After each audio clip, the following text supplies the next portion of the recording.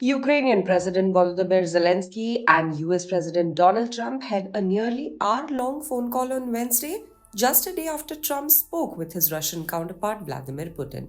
The discussion centered on the aligning demands and needs of both Russia and Ukraine as Trump continues to push for a ceasefire between the two warring nations.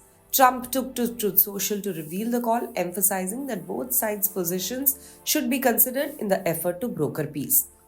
We are very much on track, Trump said, adding that he had instructed US Secretary of State Marco Rubio and US National Security Advisor Michael Waltz to provide a more detailed statement about the conversation. This diplomatic push follows a tense exchange between Trump and Putin the day before.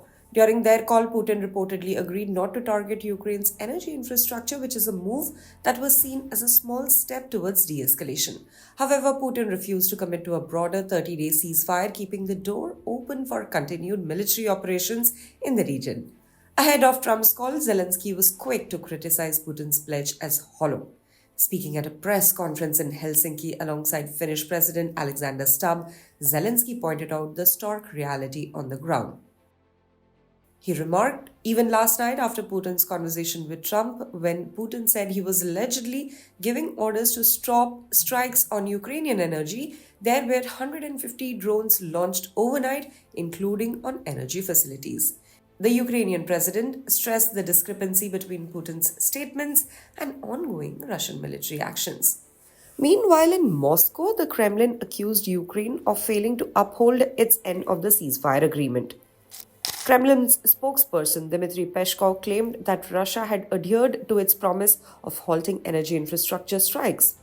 Pointing to Ukraine's continued attacks on equipment near Russian pipelines, Peskov stated, "Unfortunately, we see that for now there is no reciprocity on the part of the Kyiv regime." In Washington, the White House framed Trump's conversation with Putin as the first step towards a broader movement to peace. US officials expressed hope that the dialogue could eventually lead to a maritime ceasefire in the Black Sea with the ultimate goal of bringing a lasting end to the war. However, despite the diplomatic overtures, there was no indication that Putin was ready to soften his terms for a peace deal, which have been repeatedly rejected by Kyiv. As tensions persist, the international community watches closely to see whether these high level talks will lead to any significant breakthroughs in the months long conflict. For more details on the Russia Ukraine ceasefire agreement, stay tuned to the official YouTube channel of the Indian Express.